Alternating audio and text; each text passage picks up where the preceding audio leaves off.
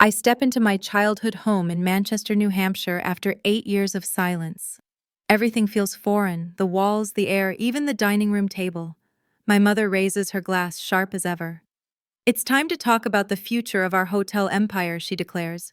"Katie will take it all, she's the smart one, the one who's earned it." Katie sits straighter, smirking eyes flicking toward me.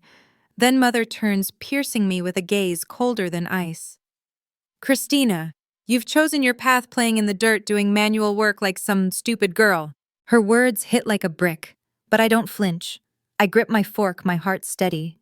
The room goes silent. Everyone avoids my eyes. 8 years ago I'd have crumbled. But now, after building my own empire from rejection and sweat, I feel calm, almost untouchable. "Understood," I say, my voice level. Mother nods, satisfied, thinking it's over. Little do they know, my massive construction deal is about to blow up in their faces, and when their precious hotel chain collapses months later, their frantic calls are met with one calm reply. "Ask that smart one. If you've ever been the forgotten one, this one's for you." Stick around because my next move shocked everyone. A few weeks after that dinner, I sit alone in my old bedroom in Manchester, staring at the faded wallpaper that hasn't changed since I was a kid. The silence presses in, heavy with memories I'd pushed down for years. My mind drifts back to the day I graduated with honors in construction design from the local community college in New Hampshire. The ceremony had been in the spring sunlight streaming through the auditorium windows. As I clutched my diploma, my heart racing with excitement. I'd dreamed of revolutionizing local building projects, using sustainable materials to transform outdated structures into efficient spaces. But when I shared my plans at home that evening, my mother Jacqueline dismissed it all with a wave of her hand. "That's just dirty work, Christina, playing with tools and blueprints like some manual laborer. Leave the real business to Katie, she's got the brains for it, the office smarts." Her words stung, echoing the favoritism I'd felt my whole life. Katie, with her business degree from a state university, was always the golden child praised for basic achievements, while my ideas were brushed off as impractical. Father Justin nodded along his quiet agreement, cutting deeper than any argument. "Find something stable," he added, his tone final. "A good job where you don't get your hands dirty." I remember the knot in my stomach as I packed a single bag that night, slipping out before dawn. No goodbyes, just the hum of my old car on the highway out of Manchester. For the first few months, survival meant juggling 3 jobs to make ends meet. Mornings at the corner cafe, steaming coffee and wiping counters until my arms ached. Afternoons at the public library, shelving books and helping patrons with research, the quiet giving me time to sketch designs on scraps of paper. Evenings at the 24-hour diner, flipping burgers and mopping floors until midnight, my clothes reeking of grease. Sleep was a luxury, 4 hours if I was lucky, but determination kept me going. I applied for every small gig I could find, freelancing basic renovations for local shops. Rejections piled up, red marks on my proposals, mocking my efforts. Then came the turning point, a modest contract to redesign a community center's interior. It wasn't much, but it paid the bills and built my portfolio. What no one knew was the quiet help from my Aunt Angela. She'd always been the outlier in the family, living on the outskirts of Manchester and keeping her distance from Mother's controlling ways. One day, an anonymous email tipped me off to an open bid. Turns out Angela had submitted my application without telling me, slipping it through channels she knew from her own admin job. "Believe in yourself." Her note read, simple and unsigned. That push got me the win, my first real foothold in the industry. From there, I poured everything into it, nights studying codes and permits, days networking at trade shows. Failures hit hard, like the investor who backed out after a prototype flaw, leaving me crying in a cheap motel room. But a client's thank you note changed it all, a family whose home I'd remodeled, saying it saved them from financial ruin during a flood. I folded that paper and carried it everywhere, a reminder that my dirty work mattered. As I sit here now, those struggles feel like fuel. The family thinks they've won, but my path has led to something they can't ignore. 3 months later, during a family lunch in Manchester, the table buzzes with casual chatter over sandwiches and chips. Anthony, Katie's 15-year-old son, slouches in his chair, thumbing through his tablet as usual. Suddenly he gasps, nearly dropping the device, his eyes wide as he stares at the screen. "Holy crap!" he mutters, glancing at his grandmother to check if she heard. "Aunt Christina, you're in the New York Times." The room freezes mid-bite. Katie's spoon clatters against her bowl. Father Justin pauses with his coffee halfway to his lips. Mother Jacqueline's hand tightens on her napkin. "Let me see that," Mother demands, reaching across the table. Anthony turns the tablet toward everyone instead. My face stares back from the article headline, "Local designer lands $2 billion resort contract in White Mountains." The piece details how my firm secured the massive deal to build a sustainable eco-resort, revolutionizing tourism in New Hampshire with innovative green tech and local materials. Valued at $2 billion, it's set to create thousands of jobs and boost the economy. The silence stretches thick and uncomfortable. Katie's face pales, her earlier smirk from dinner long gone. "You didn't tell us," she accuses, her voice sharp but unsteady. "Why hide something this big?" Mother nods vigorously, her eyes narrowing at me. "We deserve to know, Christina, after all we've done for you." I sip my water, meeting their stares without flinching. "It was public news 2 weeks ago. Anyone could have seen it." Father Justin shifts in his seat, saying nothing, his gaze fixed on his plate like he's studying invisible patterns. Anthony scrolls further, reading aloud snippets about my journey from small renovations to this landmark project. "It says you've been pitching this for years, overcoming investor doubts." The accusations fly, then Mother claiming I owed them transparency, Katie insisting it must be exaggerated hype. "These deals fall through all the time," she says, her tone defensive. "Probably just smoke." But underneath, I sense the shift from dismissing my manual labor to resenting my success. Uncle William, who's joined for lunch, clears his throat awkwardly, his eyes lighting up with unspoken opportunism. As the tension builds, Mother pushes back her chair. "We need to discuss this properly, in the living room, now." I follow, wineglass in hand, while Katie exchanges worried glances with Father. The family portraits on the walls, mostly of Katie's milestones, her wedding, her promotions, feel more pointed than ever. My absence in them stings less now, replaced by a quiet resolve. Father remains silent throughout, his usual stoic demeanor cracking slightly as he avoids my eyes. Katie fidgets, her confidence from 3 months ago evaporated. The article has detonated our fragile peace, forcing them to confront what they've ignored. For the first time, their control slips and I feel the power dynamic tilt. Right after the discovery, we move to the living room in Manchester. The space feels smaller than I remember, lined with shelves of old trophies and photos that highlight Katie's life more than mine.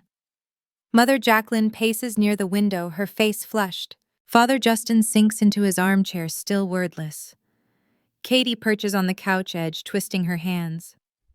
"How long were you planning to keep this from us?"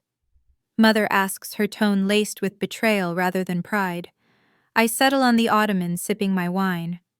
"I wasn't hiding it. The announcement hit major outlets weeks ago." Katie leans forward, her eyes darting.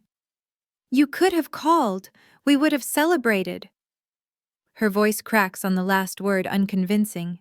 The truth spills out then, layer by layer. "I tried reaching out early on," I say calmly. "Those emails about my first bids, did you even read them?" Mother hesitates, glancing at Katie. "We thought it best not to encourage unrealistic pursuits." Katie nods reluctantly. "Mother said responding would just prolong your phase. So we blocked them, figured you'd come around to something sensible." Their admission hangs in the air, confirming the sabotage I'd suspected. Father clears his throat but stays silent, his complicity evident in his avoidance. "And now," I press. Mother straightens, pivoting smoothly. "We've always supported you in our way, Christina. Remember how I pushed you toward practical skills?" Katie jumps in, her warmth forced. "Yeah, I even helped with your high school drafting class notes." I stare back. "You borrowed them and never returned, getting me in trouble for late work."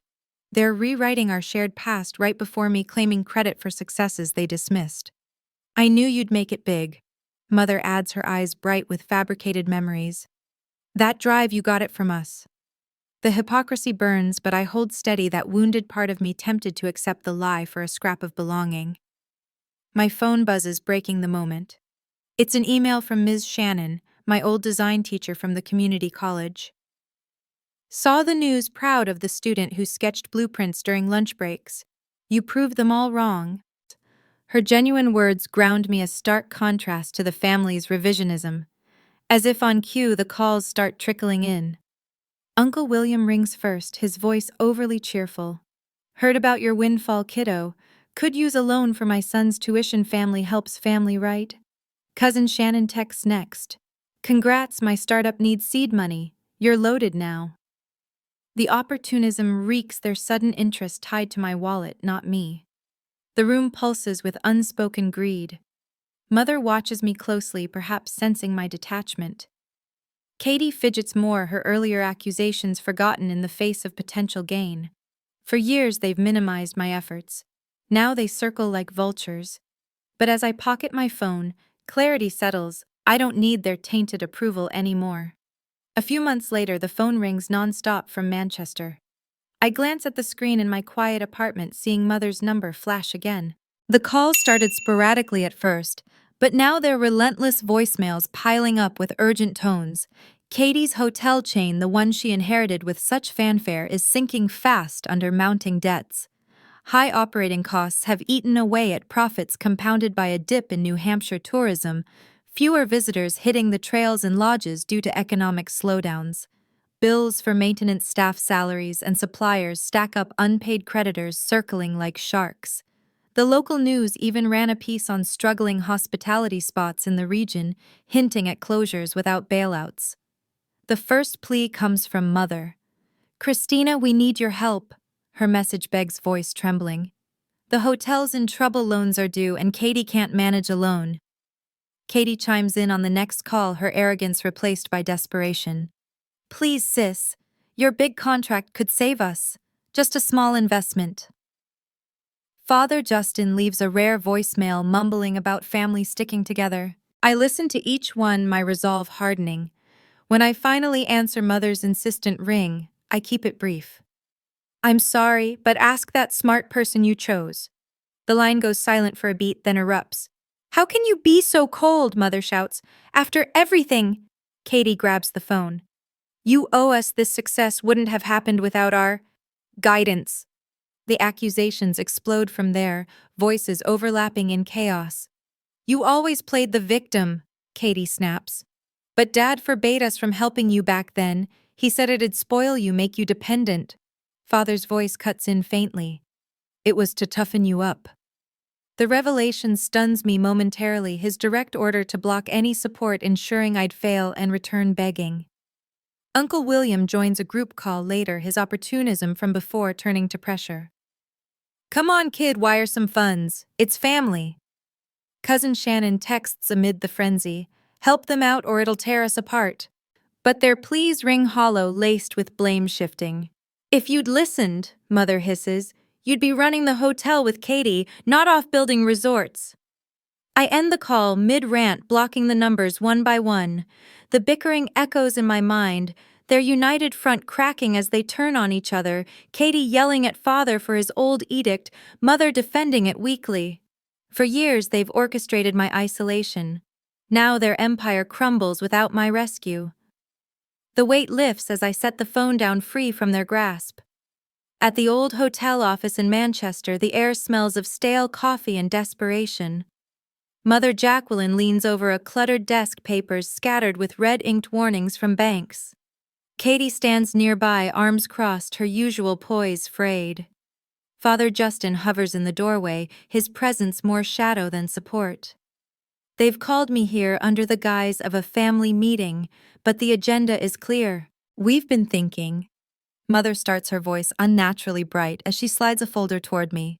Inside are mock-ups of rebranded brochures, Katie and Christina Hospitality Group, my name tacked on in bold letters. The hotel needs your touch. Your reputation from that resort deal could attract investors. Katie nods eagerly. Exactly. A partnership, you handle the design upgrades, we share the profits. Your contract connections could secure low-interest loans too. The proposal lands like a bad joke. After months of their pleas falling on deaf ears, they're pivoting to inclusion as if my success is now a family asset. Imagine the synergy. Mother presses her eyes, calculating. Your expertise in sustainable builds could modernize our properties, turn this around. Father mutters agreement for the first time. It's practical.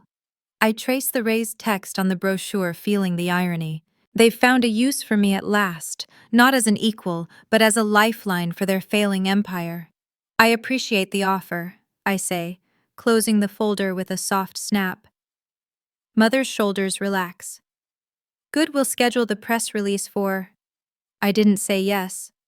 My words cut through her assumption. Katie blinks, disoriented. But why not?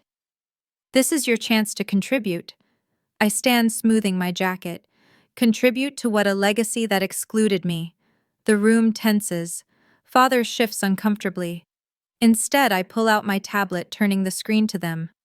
The site displays New Hampshire Women's Labor Fund, a $10 million endowment for women in hands-on trades grants for tools training and startups. This is where my resources go, supporting those dismissed like I was. Katie's mouth opens, closes. 10 million to strangers, Mother sputters. But the hotel, it's family. I scroll to the board section. Aunt Angela, I'd like you on the directors. Angela, who's been quiet in the corner, straightens. She's driven in from the outskirts, her face set in quiet defiance. I'd be honored, Christina. Turning to Mother, she adds firmly. It's time I had input too, Jacqueline. You've controlled enough. Mother's face reddens. Angela, you can't seriously... But Angela cuts her off. I can. You've sidelined us both for years. The exchange crackles, years of sibling tension surfacing. Katie looks between them, her plan unraveling.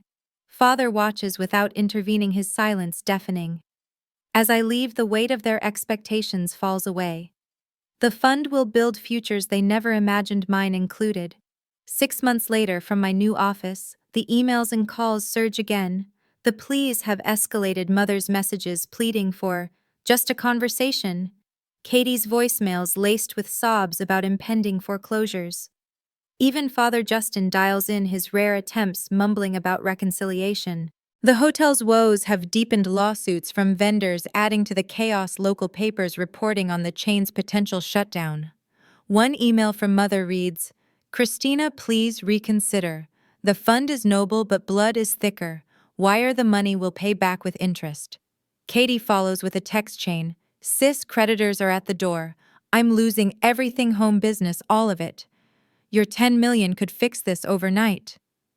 Their desperation clings like smoke, detailing late-night panic and skipped meals, but I've built walls since blocking them before. I delete each one without reply, then set up filters to trash future contacts from their domains. The finality clicks as I hit save. No more intrusions from Manchester, no guilt trips slipping through.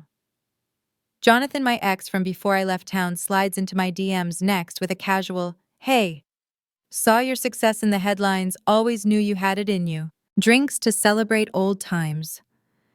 His opportunism mirrors the family's, chasing my status now that it's shiny and profitable. I type back swiftly, thanks but no, past is past and I'm moving forward. Block him too, the action clean and decisive. Amid the silence that follows, a new message pings from an unknown number late one evening. It's little Jacqueline, Katie's 13-year-old daughter, using a friend's phone to bypass restrictions. Aunt Christina, I saw your resort stuff online and read about your designs. Mom says design is for boys and too messy, but I want to learn it like you did.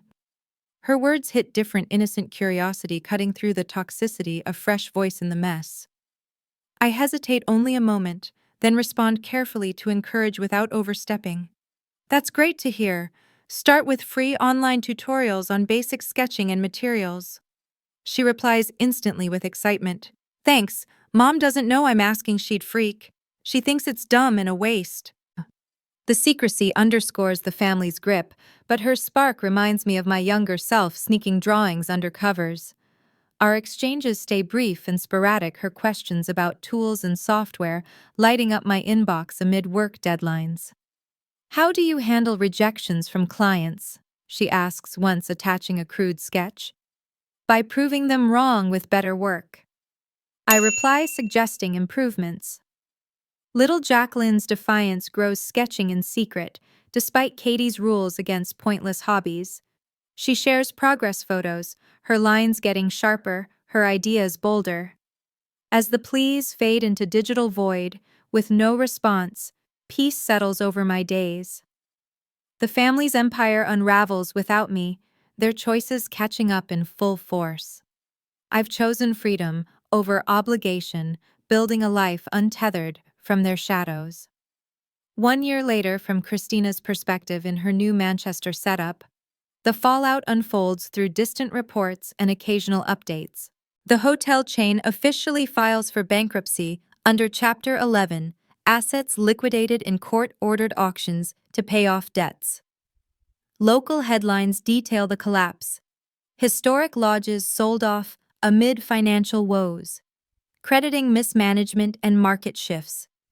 Mother Jacqueline faces foreclosure on the family home, notices posted after months of missed mortgage payments tied to hotel loans she co-signed. She moves into a small apartment on the city's edge, her social circle shrinking, as former friends distance themselves from the scandal. Katie loses her house too, the bank seizing it in a swift process common in New Hampshire, her belongings auctioned, leaving her in rented quarters with the kids. The stress shows in rare glimpses from mutual acquaintances, hollow eyes, strained conversations at grocery stores. Father Justin retreats further into isolation, rarely leaving his basement workshop. His phone goes unanswered. Neighbors whispering about his withdrawn state, typical in families hit by financial ruin, where shame compounds the loss. Relatives like Uncle William and Cousin Shannon pull away their earlier enthusiasm for family ties, vanishing once no benefits flow.